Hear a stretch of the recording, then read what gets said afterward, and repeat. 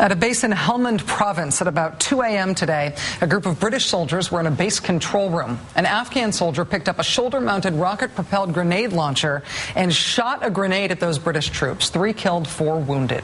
The Afghan soldier then reportedly fled to an insurgent-controlled area. He is still at large.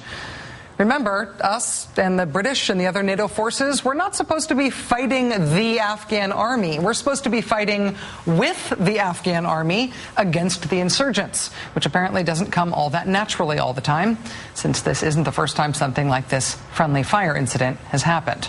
I asked Richard Holbrooke, America's top diplomat for Afghanistan and Pakistan, about this latest incident today. Some brutal news today out of Afghanistan. 3 British soldiers killed, 4 British soldiers wounded in an attack that seems to have been carried out by an Afghan soldier.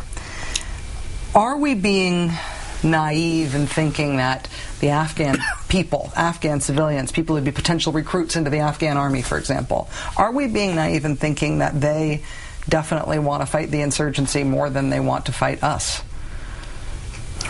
In the case that you're describing, I'm not familiar with the details, but it sounds more like a planned case of somebody who joined with the specific intention of doing what he did, but I don't know. In the statement that we can't want to fight more than they want to is both a tautological statement, it's obviously correct, and I think it is also somewhat misleading. Every single public opinion poll taken in Afghanistan, ABC, BBC, ARD, the Charney Group, which briefed us yesterday here in Washington, they always show that the support for the Taliban is in the single digits, 7 to 9%.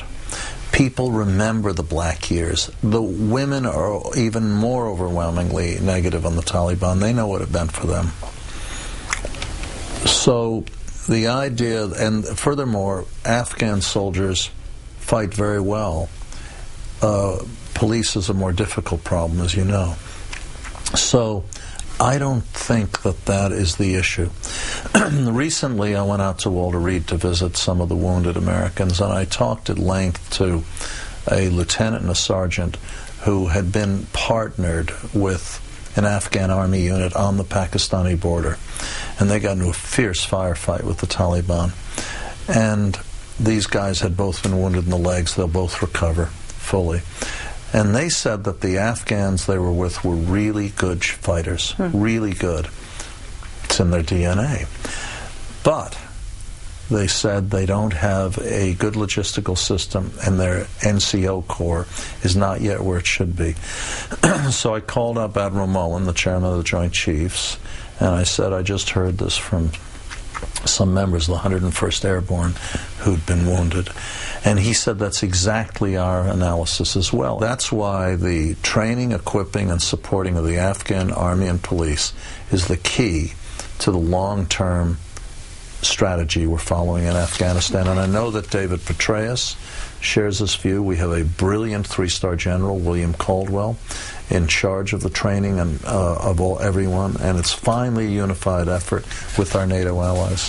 Finally, being the key word there. I was at the Kabul Military Training Center, and I was struck by what a large effort it is, how intensely proud the people who are running it are of how things are going right now. You met Caldwell, didn't you? I didn't meet General Caldwell, but I did meet the NATO senior officers in charge of training both the Army and the police, as well as Brigadier General Ann McDonald, who's the deputy. Yeah, I know her very well. We work very closely with her.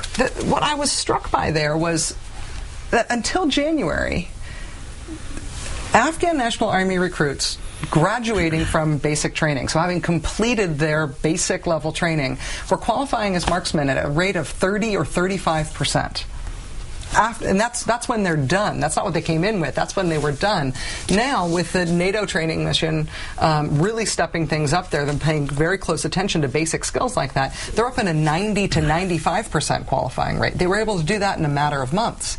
And while that is very inspiring progress, it makes me think, what were we doing for 9 years? Why was it so bad for so long? What were we doing?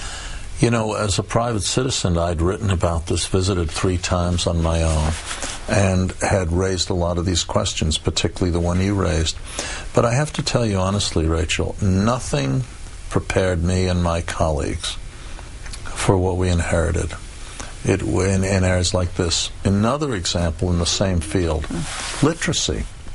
We were training police who were not literate, churning them out. Why were we doing that? How can a policeman be unable to even read an ID card?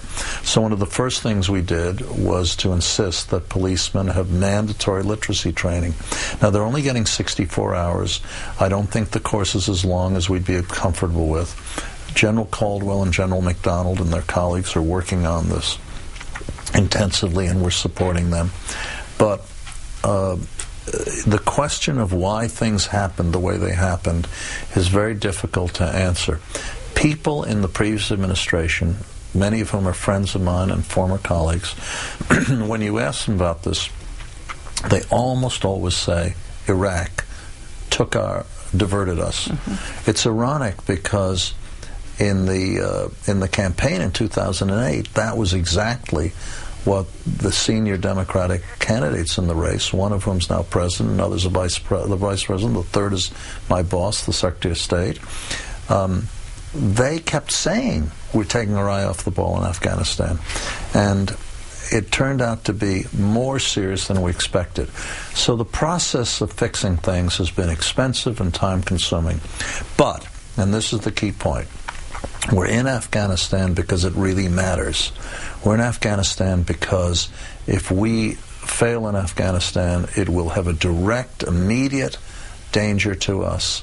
It will increase al-Qaeda's worldwide reach. They will come back with the Taliban in all likelihood, and they will gain a worldwide success which will be very dangerous for our national security interests. So we have to be clear. The American public needs to be clear on why we're in Afghanistan.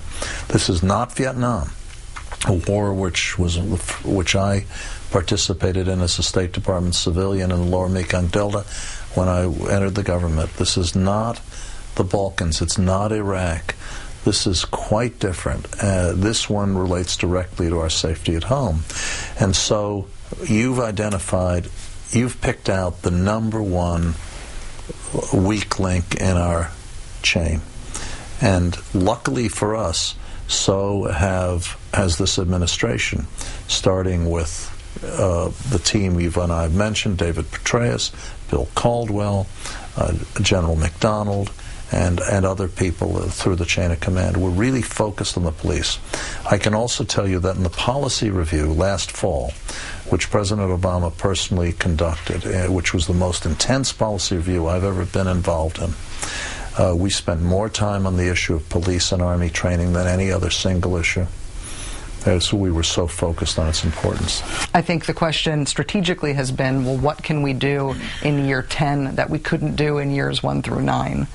And having gone there, I feel like the nuance or the sort of deeper part of that question that I still have now is about how we counteract the negative effect of the time we have spent there. It's not just that we were doing a bad job with, say, training the Afghan army before, now we're doing a better job. Once you're doing it in year 10, you're actually doing some harm because you're trying to create an Afghan government in an atmosphere in which they're used to 10 years of American presence. They're used to 10 years of international presence. And frankly, every month that goes by and we dump another $5 billion into the Afghan economy and all of its corruption and ineffectiveness, seems like we do a lot of harm just by staying, that maybe the clock has just run out. Well, I don't think so. I think the Afghan people, first of all, just a pedantic point, it's really not 10 years. It's really like a little more than 8. And secondly, a lot of that time was in a wholly different atmosphere. The resurgence of the Taliban really began about 5 years ago, and it was completely neglected by Washington. And that's why we find ourselves in that position. But to go to your core point, I don't see evidence that people are turning away from the international presence.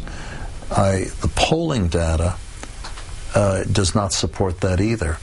The feelings of desire that the international coalition in the U.S. remain quite high. But the people want several things which they're very clear on. They want a system of government that is just, and so corruption becomes a huge issue, and we focused on that. And President Karzai's agreed, and he's upgraded the Office Against Corruption in the government. They want to feel this is not a war without end, just like Americans. Hence the enormously important addition of the reintegration and reconciliation programs. They want to feel that they will get their lives back, and that means emphasizing agriculture. It's an agricultural country that used to export ag products until the Soviet invasion in 1978, and we need to help restore agriculture. We made agriculture the top non-security priority in this administration.